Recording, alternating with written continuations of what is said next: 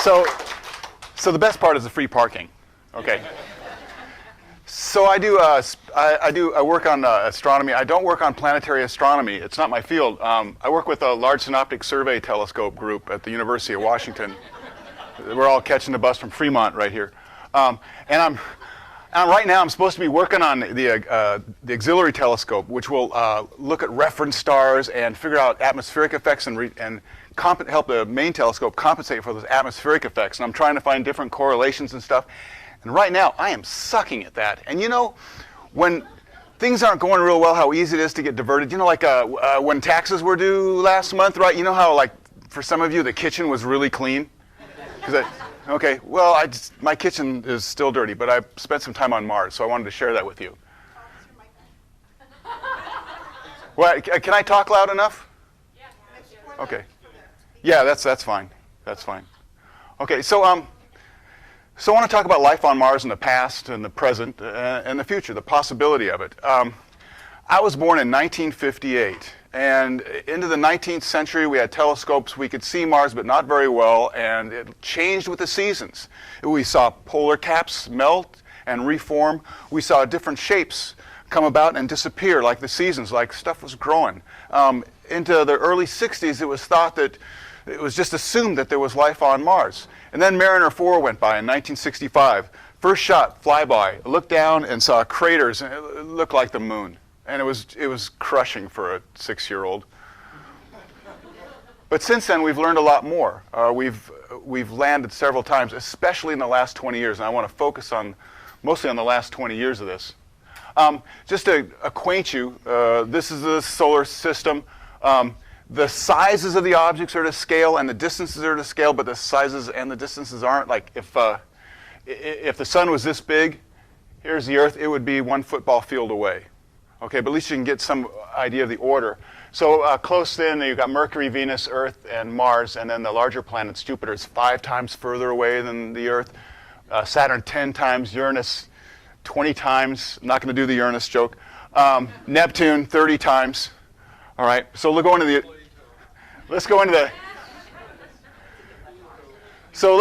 the inner solar system.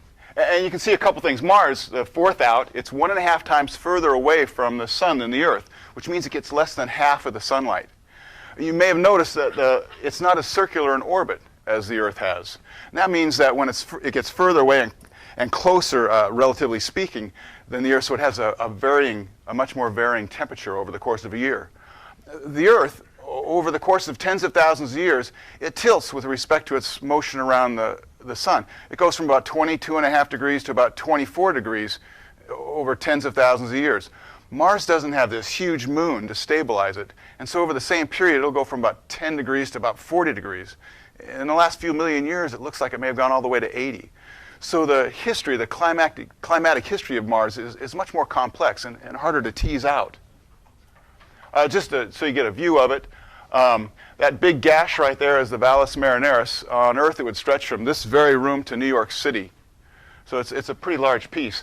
You can just see 2 of the 3 Tharsis Range mountains. The third one's right about there. And over the edge of those volcanoes, which are dormant right now, over the edge is Olympus Mons at 70,000 feet. It's the second largest volcano in the solar system. Everest is 29,000 and Rainier is about 14,000, right? Just for perspective. This is a topological picture, map of Mars. So the lowest spots right here are, that's a Hellas basin, but they're purple, right? And then the blue is still below sea level or mean radius, right? And then it gets into the red, which is the higher elevations, and the very highest elevations in the white. I tend to divide Mars up into 3 different sections. There's this very old section. Oh, the craters here. Right? You can tell it's old because of the craters. They haven't been wiped out. This surface is probably over 4 billion years old. So there's a lot undisturbed material there. The second piece right up there, that's very shallow. And the reason that for that shallowness, we think, is due to a fairly large hit over 4 billion years ago, about the same time that the Earth took a hit by another object which wound up forming the moon. You see, it's very smooth. It's so shallow that dust and dirt and other material has gone from the higher spots down to the lower spots, either by wind or by water. by both, actually, as it turns out. And the third spot is this blistering pustule right here. It's volcanic activity. And notice that it doesn't have very many craters, so it's a fairly new surface. We think that this one right here, let's see, that guy right there, we think that that erupted as recently as 10 to 30 million years ago, which seems like a long time ago, but remember, Mars and the Earth are about 4,570 million years old, so it's pretty recent, not many craters. This has so much volcanic activity at the surface that it's raised the surface so much that it split the underbelly, and that's what formed the Valles Marineris right here. So a lot of topological differences. It's got an atmosphere. You can see cloud formation over the Tharsis, the three Tharsis volcanoes, and Olympus Mons. This is from Utopia Planitia in the northern hemisphere. Viking 2 got this in the 70s. Over the winter, that's water frost. Okay, so there's some water. It's very dry, but there's some water in the air. Just to give you an idea of the temperatures. This is from the Opportunity rover. Opportunity is about at the equator. It's still working. It's put in some 28 miles since it landed 13 years ago. Oh, yeah. So 20, 30. So in the summer, in the winter, the daylight is, in the day it's going from about, let's see, 25 degrees. In the summer, it gets up to about 80 at the surface. All right, so that's pretty nice. But it's got a very thin atmosphere. So at night, it drops down to 100 degrees below zero. Yeah, Mars ain't the kind of place to raise your kids. Spirit is a little further off the equator. It's about 15 degrees south, so it has bigger temperature variations. But you can see it's pretty much the same idea. At the poles, by the way, it gets below minus 200 degrees in the winter. All right. Oh, fun fact. Okay, here's the setting sun right here. On Earth, oxygen and nitrogen tends to scatter the shorter wavelengths more than longer wavelengths. So when you look away from the sun, you're seeing scattered light. And those shorter wavelengths, those blue wavelengths are what you see. So the sky's blue. And as the sun sets, it's going through more and more atmosphere. So more and more of that blue light is getting scattered, and so the sun gets red. On Mars, the thin carbon dioxide and the dust tend to scatter red light more, and so the sky is pink. And as the sun sets, the sun gets bluer and bluer and bluer. Important fact, Mars is half the diameter of the Earth. If it's half the diameter, that means it's a half times a half times. It's an eighth of the volume. So being smaller, that's 38% of our gravity. So I weigh 200 pounds. On Mars, I'd weigh 76 pounds, which is equivalent to 2 supermodels. Since it's 1/8 of the volume, it cooled faster than the Earth after the formation. And the convection of the molten core and outer core that produces a magnetic field is diminished greatly. So it's got very little magnetic field. And what that means is, since it's got less gravity, so atmosphere is less bound to the surface, it can get hit by charged particles that are usually blocked by magnetic fields. Our magnetic field protects us from charged particles, radiation from the sun and cosmic rays. It doesn't do such a good job for Mars. And so stuff gets split up. For example, water, H2O, right? Water is 2 hydrogen atoms and an oxygen together, H2O. And hydrogen is just 1 proton. It's the lightest element you can get, 1 proton. So you got these 2 protons hanging onto this thing that weighs 16 times more than M. Something hits it and breaks them apart. The oxygen is going to sink. The hydrogen is still up there, and it gets hit and loses an electron, and now it's a charged particle, and it spirals along and it gets lost along the solar wind. The MAVEN spacecraft actually detected this loss this year. This is new information, and it's responsible for most of the loss of the atmosphere. As a consequence, the surface pressure on Mars is less than 1% of what it is here. 0.6%. That'd be like trying to live at 110,000 feet on the Earth, which would suck. Since the oxygen fell down, or was heavier, it rusted the ground. You got a lot of iron on the surface, and so it's rust. It's oxidized, and that's why it's that color. Since you have very little atmosphere and very little magnetic field, electromagnetic waves and charged particles can get further down into the surface. So the radiation that you would receive at the surface of Mars is 100 times what you're receiving right now. Another thing about being small, though, It's one-eighth the volume. And as I said, it cooled faster. But that means while that it would have cooled before the Earth cooled, it would have gotten to the point where liquid water could exist on the surface. So while the Earth was a surface with molten lava and magma and a hot, high-pressure steam atmosphere, Mars may have looked more like this. And so it had the potential for life well before the Earth did, over 4 billion years ago. So here's the evidence for life in the past. I'm only showing you a small fraction of it. This is from the Mars Reconnaissance Observer satellite picture. And what you're looking right there, that's an alluvial plain. You can see where this river, this ancient dried up river, flowed down and emptied onto the surface. Whoops. Okay. These objects in color, those are clays and carbonates. They're only formed in water. And so they're deposits from an ancient river. On the surface, I'm going to talk about 3 of the rovers and 1 of the landers. Spirit and Curiosity landed in what we assumed would be ancient lakes. They had the look of it.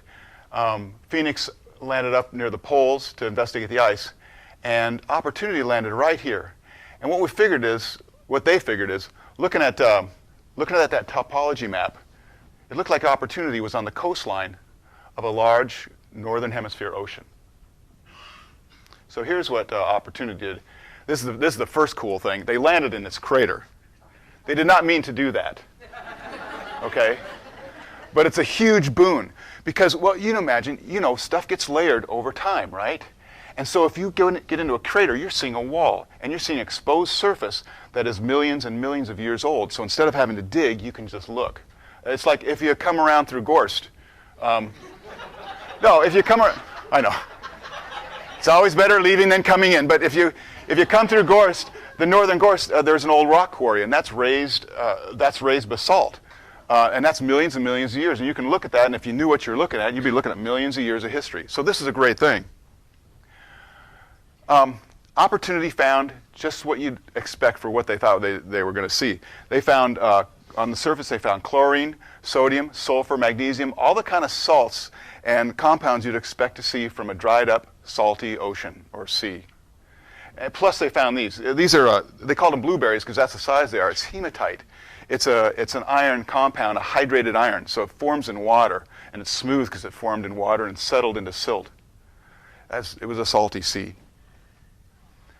Spirit landed about the same time in 2004 in Gustav Crater.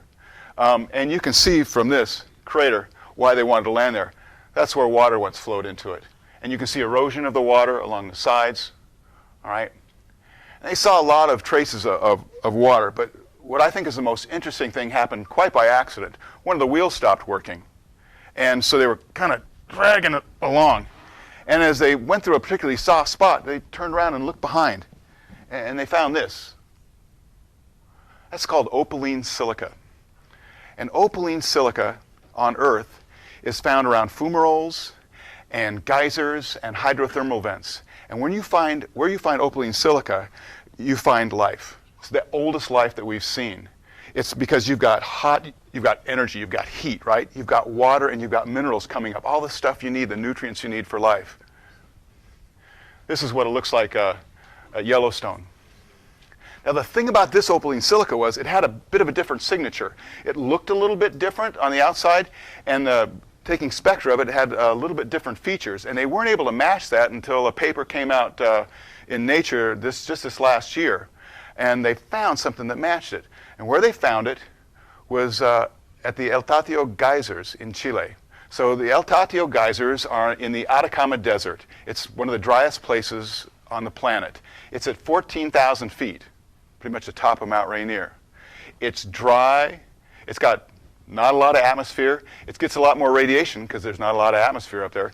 It's a lot like what Mars would have looked like when it would have had that a long time ago. A little drier. So on the left here, this is the Opaline Silica from. Oh, and by the way, it involves water making this stuff. We know that. Okay, this is from Mars, and this is from El Tatio. They don't make hammers on Mars. All right. The thing is, it matches perfectly, but when you look at this stuff at El Tatio, the reason it's shaped that way, the reason it has that signature is because it's biogenic. It was formed by a combination of life And the silica, they use it kind of like the way we use calcium for bones and shells. Okay, so ours is produced by microbes. We don't have the instrumentation on Spirit, and it's gone now. It's dead, to figure out, you know, what it is. We'd like to go back sometime and find out. They just haven't found a hammer on Mars yet. Not the right kind of hammer. That's just another picture of it. It's a very good match. Curiosity went to Gale Crater. And here was the idea for Gale Crater. You can see this ancient river coming in here, pretty good sized river coming in here, and so it wanted to land near the deposits to look for more signs of water. But at the same time, you've got Mount Sharp in the middle, Aeolus Mons. It's 18,000 feet high, but it's a gentle slope. So the idea was, go to this lake, look for signs of the lake, look for the signs of a riverbed, start climbing Mount Sharp. And as you climb Mount Sharp, you're traveling through time as you go higher and higher and higher towards later and later stuff, right? So it's beautiful if you don't have a shovel or a hammer. The left side here is Mars, and the right side here is Earth, but it really doesn't matter. What you're looking at is river rocks, rocks that have been rounded smooth by erosion of water. They've come down a river and they've settled down, and silt is poured on top of them and formed kind of a concretion. It's called a conglomerate. Mars, Earth, same thing. Then it started looking at the lake. That's a lake bed. Okay, these stones right here, that's mudstone. And the way to make mudstone, you want to have neutral pH water, drinking water, all right, fresh water. And you want to have silt, and you want to have a still lake, and that silt settles down in layers, thin layers, and it takes a long time to make something like this. This was a lake for a very, very long time, and it was a lake a very long time ago. How long it was a lake and how long ago, we're still not sure. That's mudstone. That's dried mud. That's a floor of a lake. These mineral veins are produced by water. If you have water, and you've seen this, you have water, it seeps into rocks, it freezes, it expands, it makes cracks, and water seeps through. And as the water seeps through and dries, it precipitates sulfur and other things. And that's what we're seeing here. This was wet at one point. So it looks like at one point Gale Crater looked more like this. Now Curiosity also has some other instruments that can measure isotopes. By isotopes, well, you look at water. And I said water's oxygen and it's two hydrogens. Well, every once in a while, if you've got a hydrogen, which is just one proton, every once in a while it's got a neutron attached to it. And a neutron has the same mass as a proton pretty much, but no charge. And so what it really does, the biggest thing it does is it makes the atom heavier. So if you got a neutron with that proton, we call it deuterium, but it's just an isotope of hydrogen. And every once in a while, some of the water is going to have a deuterium attached to it instead of a regular hydrogen. It's going to be a little bit heavier. And in a still lake, that heavier water is going to sink to the bottom. And when the lake evaporates, the lighter stuff's going to evaporate first because it's on top. And so as the lake evaporates, you're going to see a higher and higher concentration of that deuterium-rich water. And that's what Curiosity found. As it's been climbing and looking around, as it looks later and later, it finds more and more higher concentrations of deuterium. So as it's out there, it's watching a planet desiccate. I said that right. Okay.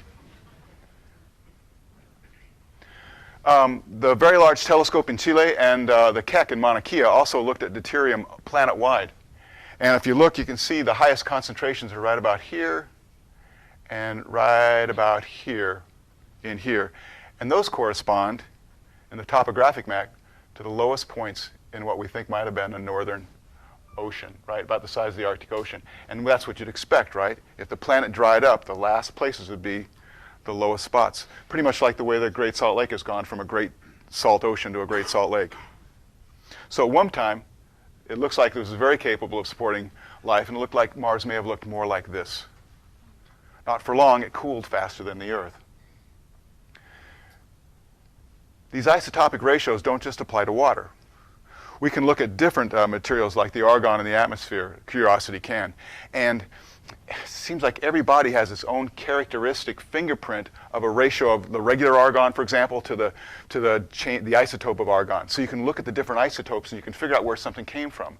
So once we got data from Mars from different instruments, we went back and looked at our meteorites. And to date, we found over 130 meteorites that we're pretty sure came from Mars.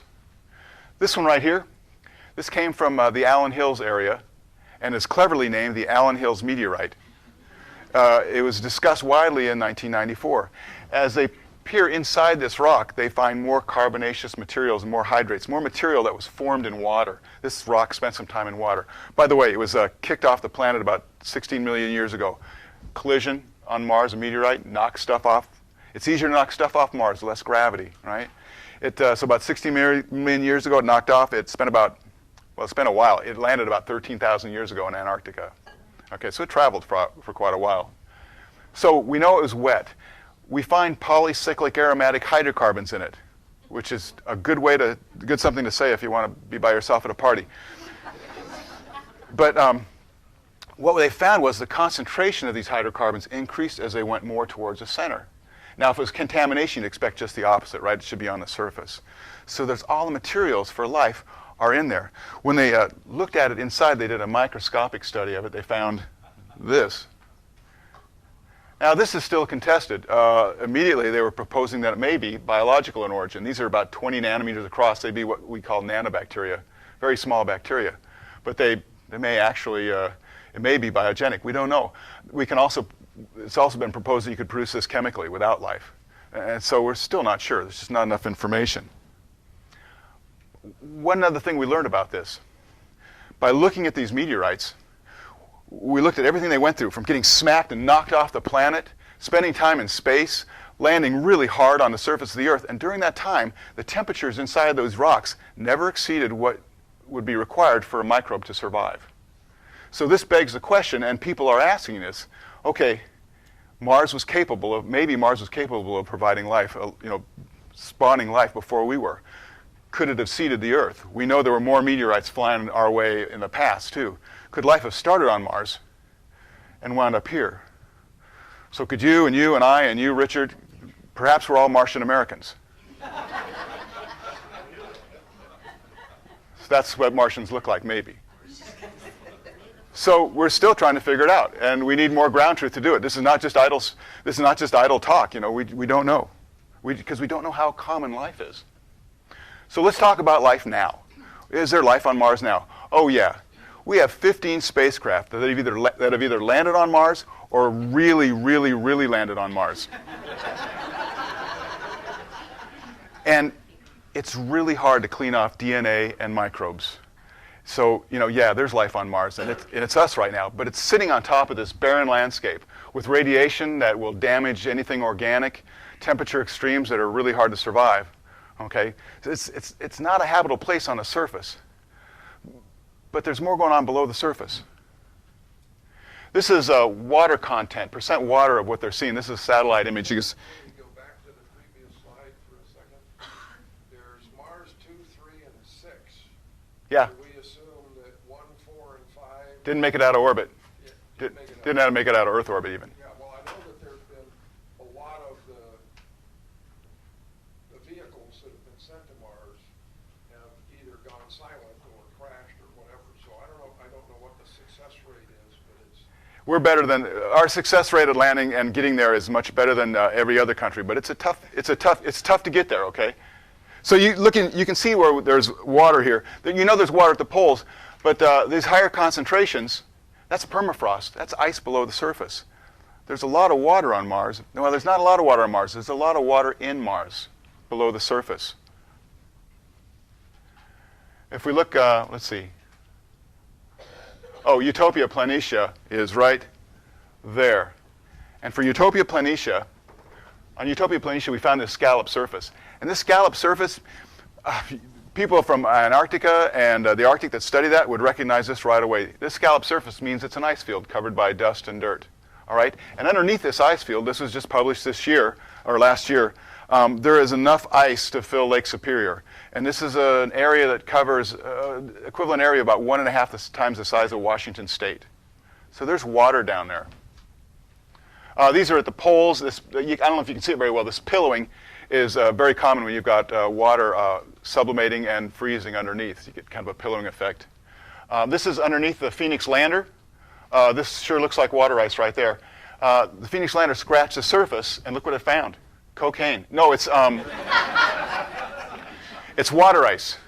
It's water ice, and they knew that because the water ice, over time, they could watch it evaporate.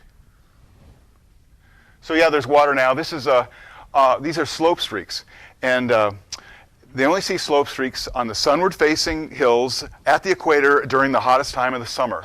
And what happens, these slope streaks leak down and they melt down here and they leave behind hydrated materials and salts. And so what's happening, it appears from what the residue is that briny water, which has a lower melting point, is actually melting below the surface and leaking out on the front. So we're actually seeing liquid water on the surface at times. There's water there. It's not all on the surface, right? I mean, it'd be like landing on my head and thinking my hair was all the life that was there. Okay? This meteor impact occurred sometime between 2014 and 2016, and you can see the ground underneath is not the same. The only chart today. Okay, this is methane. Curiosity found methane. We've seen methane from orbit as well, but Curiosity found some pretty big areas where you got 10 times the amount of methane you usually do. It bursts out of the ground, right? On Earth, 90% of the methane is produced biologically. We don't know what's going on Mars, but that's what happens on Earth. There are different methods of doing it. You can create it chemically. You can create methane chemically and outgas it, or you can create it with microbes, which happens in our gut and below the surface of the Earth, and produce methane. You know, it may be that it's inorganic, but I'm personally rooting for flatulence. Something else we found out that was published in the last year, by looking at the relative positions of the 6 satellites currently orbiting Mars, we were able to see that the outer core is sloshing a little bit, so it's molten. So that means there's a heat source below. We know there's water, we know there's soil, we know there's carbonates, carbon, all the stuff you'd need, and we know there's heat. We just don't know how much yet, because we haven't been able to, we've literally just scratched the surface. But we know there's a lot more down there. Well, we think there's a lot more down there. Penny Boston was in Seattle talking last December. She's the director of astrobiology for NASA. She's a biologist who spent over 30 years exploring caves. And she has stated that the diversity and quantity of life below the ground far exceeds that which is on the surface. And that should make sense, right? It's a lot of volume versus that piece on the surface. So she's found life in places where nothing like us could exist. This right here, you can see right here, you can't breathe down here. All right, this is an environment that's toxic to humans. These things right here, these are called snottites. They have a phlegm-like structure. Okay, but see this liquid dripping down here? That's pure sulfuric acid. Down there, you don't need to breathe the same air as we do. You don't even need air at some point. All you need is some energy, some radiation. Metals. Metals are great. Metals have electrons that they can donate, and you can leach them out and get lots of energy. And we find that down below. All these different colors are due to the leaching of different metals at the surface. There's a lot going on there. From what she knows, Penny Boston says she doesn't understand. She wouldn't be able to understand how life couldn't exist below the surface of Mars, where it's protected. So again, it's like the surface may be bald. But there's a lot going on beneath there, okay? So, I know, it's a muppet, but it's full of microbes, all right? May the 4th planet be with you, right? So what about now? We've talked about life in the past, the possibility of life now. In the future, I'm talking about us, right? And where we would live. And you've seen pictures of people living on habitats on the surface. But as I've said, the surface has 100 times the radiation that you'd expect. That's not so good. Okay, extremes of climate. The dust is very thin. On the moon, we found out that after a while, our spacesuits started leaking. You could audibly hear John Young's suit hissing in Apollo 16 towards the end. Okay, this stuff is caustic. It's not good. There's a lot going on up there that you don't want. But down below, there are caves. There's uniform temperature. You know how it is here. You dig down 8 feet, you get constant temperature all year round. Okay. You've got lava tubes. So caves and lava tubes occur on the Earth. They're going to be bigger on Mars, lower gravity, right? Think about what you could do with a lava tube. You can seal off the ends. Now you've got this entire area that you can fill up with an atmosphere. You can live. You can find, with permafrost and soil, you can grow things, pipe in your sunlight, protect yourself from the radiation. If you're going to live on Mars, I think that's the way to do it. And there's some examples of lava tubes on Mars. They can go for a long ways, so it's a great way to travel. And if you're going to look for life, that's probably where you want to be. okay, this is my opinion, this is the moon. And there's lots of lava tubes on the moon and caves. We've seen them, and most of it is on the side facing us, all right? We need to learn how to live in caves, how to find them, how to mine stuff. And it's a lot better, to my way of thinking, it's a lot better to figure out how to do this stuff 2 days away from the Earth instead of 6 months. So this is where I think we should be going first. And lastly, I want to talk a little bit about the trip to Mars. Because people are talking about going to Mars right now. And most of them, all the current spacecraft I'm seeing that are going there do not provide artificial gravity. This is from 2001. I think you need artificial gravity. Chris Hadfield, for example, a Canadian astronaut, has talked about, and it's well known in astronaut circles, a day in space requires a day on Earth to recover. And it doesn't matter if you've been gone a week or a year. It takes about the same amount of time to recover. It's a 6-month trip. If you send people weightless out there, they suffer tremendous, we've found this out, you suffer quite a bit of bone loss. So you're weaker. When an astronaut gets out of the capsule after being on the space station for 6 months or a year, they carry them out. And they'll put him or her in a chair. And they'll be physically sick because for the first time in quite a while, they're accelerating. It's nauseating. You don't want people to get to start work that way, right? You don't want them to land on Mars, one of the most dangerous places in that kind of shape. So you want some kind of spacecraft that provides artificial gravity. This is one idea, tethered gravity, a tethered ship where maybe you've got a habitable module on one side and supplies on the other, and it rotates and provides gravity. This may be expensive. Maybe another model is something like this.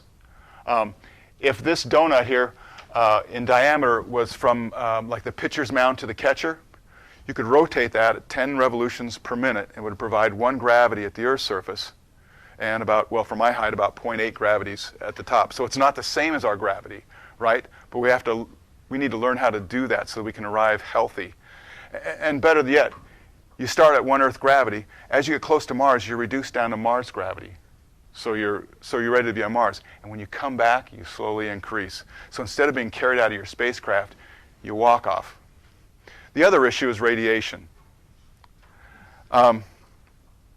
So the Mars Curiosity rover, on its way to Mars, that 6-month trip, it measured the radiation that it received on the way there. And it found that it received, this is during a solar minimum period, one of the least active periods the sun has, it received the equivalent of 1 lifetime dosage of radiation for an astronaut, which they figure increases their chances of cancer by about 5%. But you don't just get there. You got to get there, be there, and come back. You need some sort of protection. So you need to make sure that most of your material is outside. You're surrounded by most of your material, especially water, anything, and you need to have a safe place to go in case of larger radiation events, because otherwise you are literally toast. And that's important. And you don't want people getting there sick, right? If you don't take care of people and make sure they get there, instead of just letting them travel and not worrying about the radiation, the gravity, it's going to be a lot longer before you see images like maybe this, right? That's all I got. Thanks.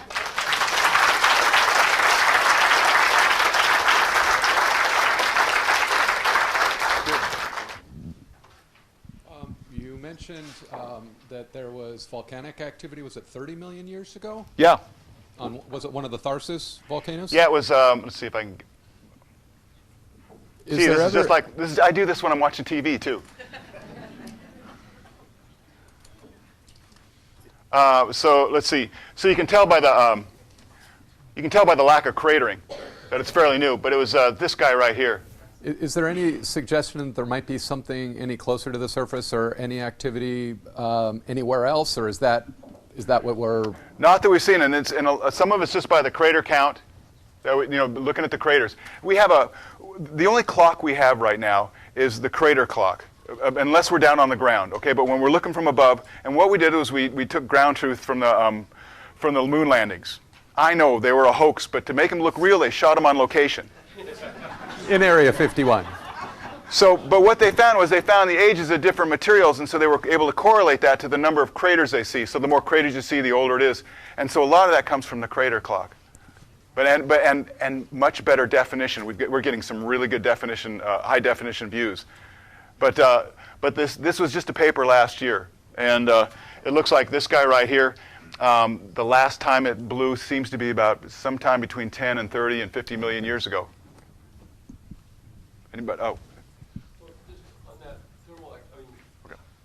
volcanic activity spirit, when it ran into that gypsum or silicon, didn't it also find other evidence that there may have been thermals and hot pots around that area? Yeah, I mean, it found Spirit found a lot more information about it. They found high acidity.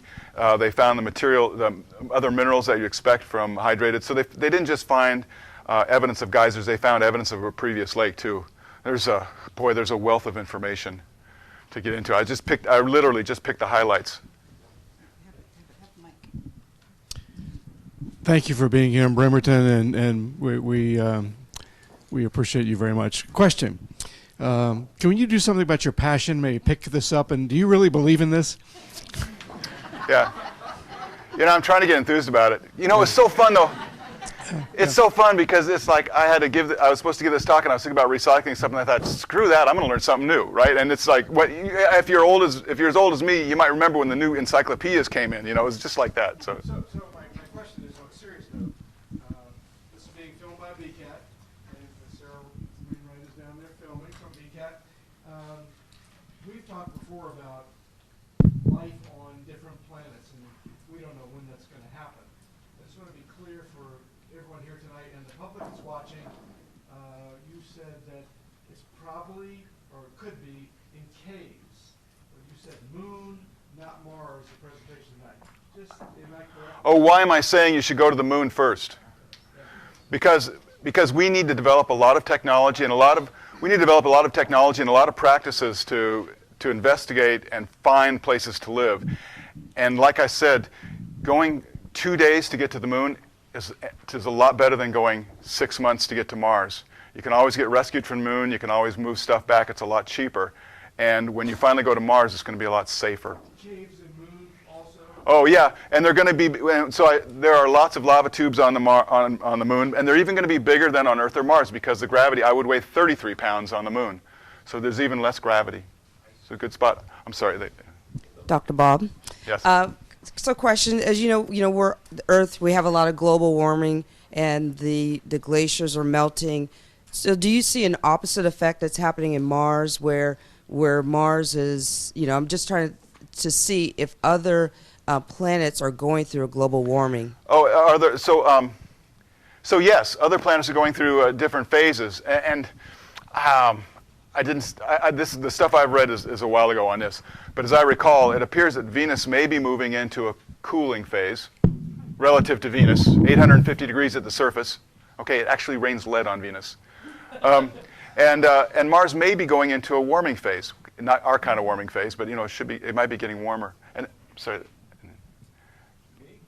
Art. No, No, I was No. just making a joke. You said you weigh 33 pounds. There's one supermarket. Yeah, that's true. I had a question. Are you familiar with the book Spaceship Mars by Robert Heinlein? I bet I read it because I read everything by Heinlein. In that book, he discusses creating ships with rotational gravity, and then you can create a Yeah. magnetic field. But he was also suggesting that we use Mars's moons as jumping off points and build stations there to travel back and forth, because it can cut down on the time. Right. Mars has 2 moons, Phobos and Deimos, that are much closer to Mars than the Earth is. And actually, another paper that came out this year modeling the collision that we think created that northern area that we think was a sea, that's probably what created Phobos and Deimos. They're only like 13 miles across and 8 miles across, respectively. And so, very low gravity. And so it'd be a good place to tie up and work and move back and forth. So they'd be good areas to shuttle. In a few million years, the nearest one will probably crash, but I'll be old by then. So I'm sorry, somebody else had the microphone. Go ahead, Richard. Is there a possibility that there's another planet out there, a planet X, that is having an effect on our interglacial periods? No. No, I mean, no, but we know we've done surveys. I'm working on a survey, so so we do statistical analysis, and we'd have seen it by now. I can tell you that that we know there is no planet. There's no planet larger than Saturn within 6,000 AU. And just to give you perspective, 1 AU is an astronomical unit. It's the distance from the Earth to the Sun, right? Pluto is 40 AU away. That's the edge of the solar system. 6,000 AU away, we've investigated enough to know there's nothing the size of Saturn, which is 95 times the size of the Earth. 10,000 AU away, we know there's nothing the size of Jupiter. There may be smaller things, but so there's nothing that's large enough to gravitationally affect us that we don't know about yet. Yeah, go ahead. Oh, I'm sorry, the man with the microphone. You're next, Larry. Robert. Hey, Bob, quick question. You had mentioned that there is, in fact, at this point, life on Mars, namely it's us. And given that fact, and looking at future exploration, what is your opinion in terms of, number one, contamination of the environment, with us bringing things to these seemingly pristine areas, but secondarily, given how flexible and adaptable life is on Earth, even considering the conditions on Mars, high radiation, wild temperatures, so forth, so on, what are the implications that life might adapt? Yeah, I didn't touch on that, but we're infections. And what happens when you seal one of these caves and you provide an atmosphere and you warm it up? What was there already and what will happen to it? And how will the microbes that we bring with us adapt to Mars? But yeah, it's one of the people who was responsible for the first biological experiment on the Viking 1 mission and the Viking 2 said that that first sample was all you're going to get because from now on Mars is contaminated. That's an issue. Yeah.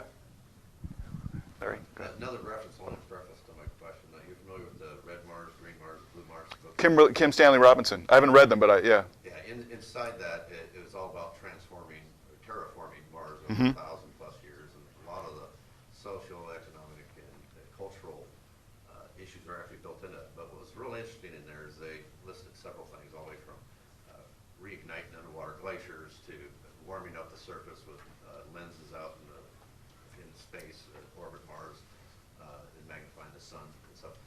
Is there anything that has been considered when we're talking about the potential colonization and then possibly doing any type of terraforming in the future, whether it be 100 years or 1,000, that the scientists are kind of jukey about or interested in?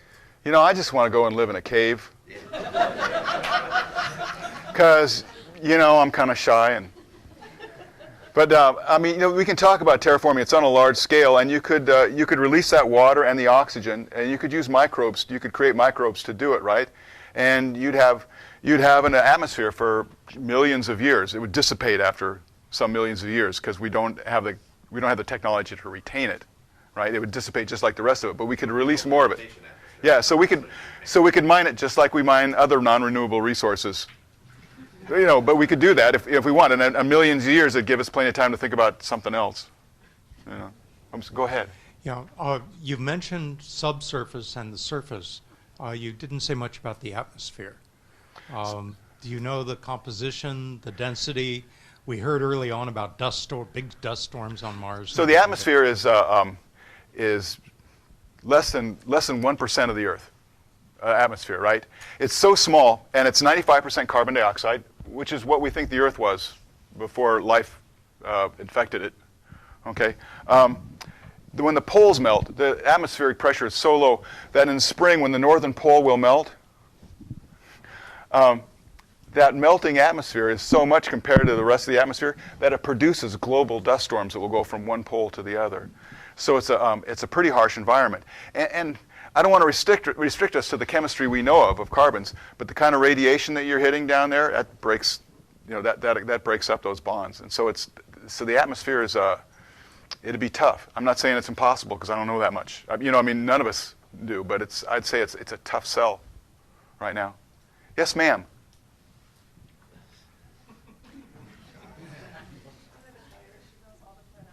You do? I'm still learning. Because it takes me a long time to work on each one. You probably could. In 14 more days, we'll have the anniversary of Mount St. Helens. And Yeah. we had ash distributed widely, and we can still date it all over the place. And of course, Yakima has thick layers. I was in northern Idaho, where it was fairly I was in Yakima that day. Oh, fantastic. The eruptions, it would seem, I don't know, with a very thin atmosphere, how far the ash clouds would spread, but they would almost lay up that mudstone, sort of like the Green River Formation, where we have all those fossils in Wyoming. What is the theory on the ash cloud distribution from It's going to be greater. It's going to be greater than you'd have. The ash cloud distribution from volcanism is going to be greater than what you'd expect on Earth. But not only the ash, it's putting out atmosphere, right? So when you have volcanic activity, you've got carbon dioxide, water, and sulfur coming into the atmosphere, and a lot of those are greenhouse gases. So over time, that that would have provided an atmosphere and heated the surface. Yeah. And the canyon, Marianas? Valles Marineris, yeah. It almost looks like a tectonic fracture, but they're not active tectonics.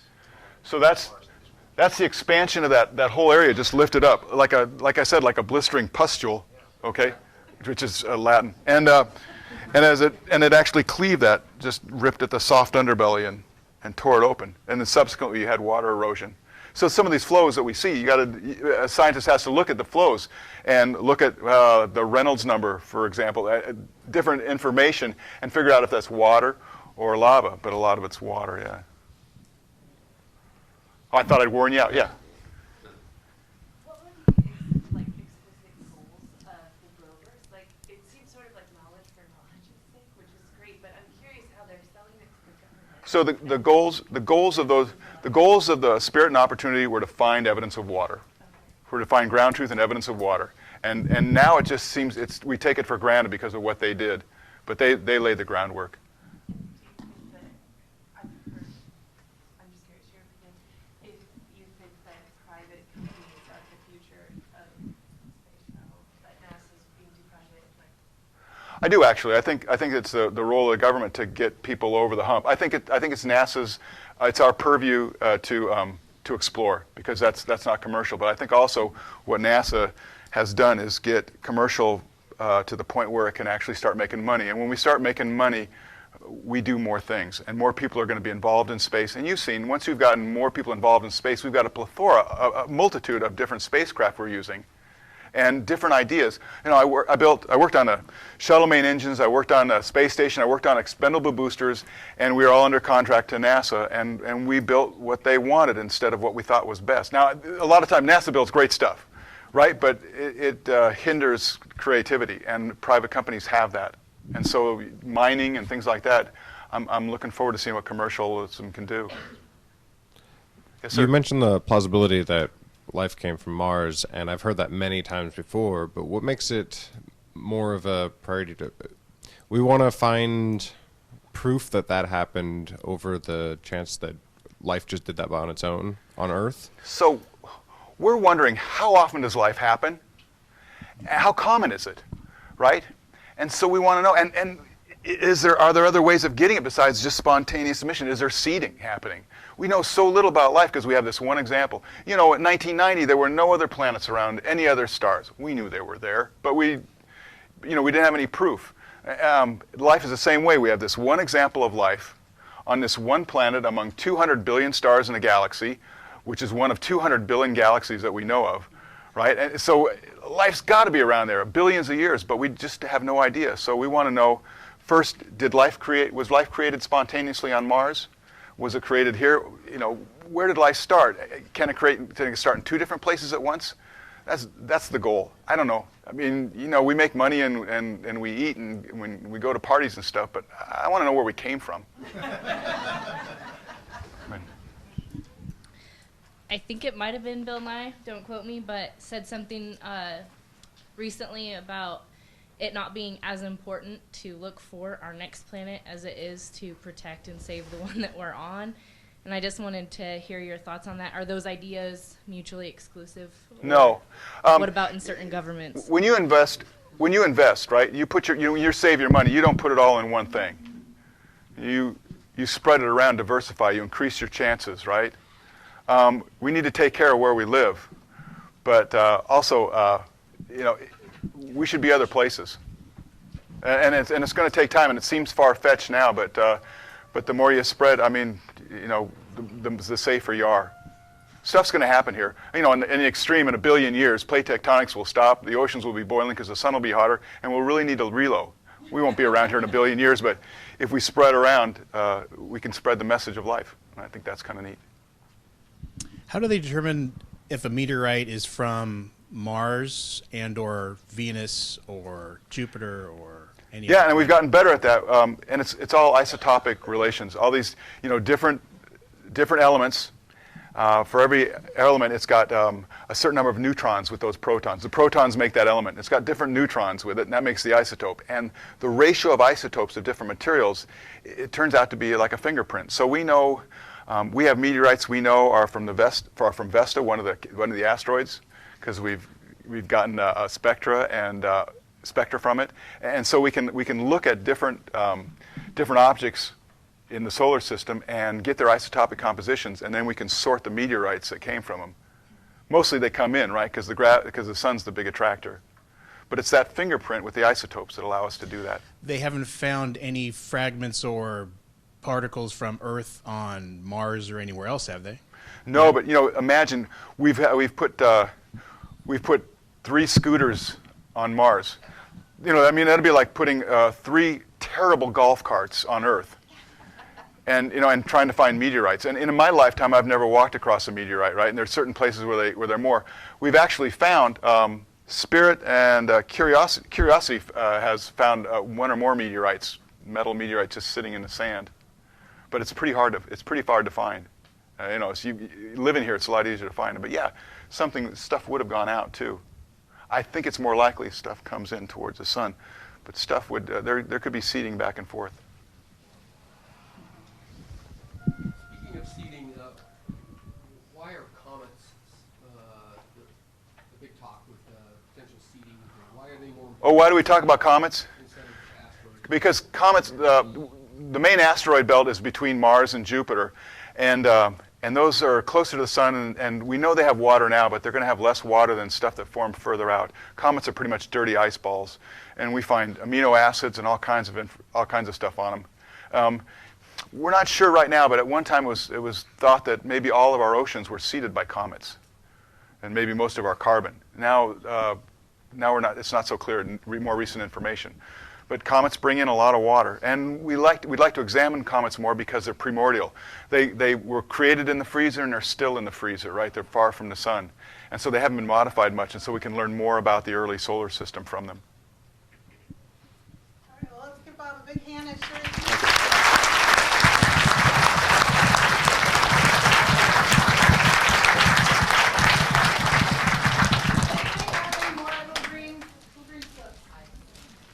Okay, please fill out your evaluation forms. I'll let Bob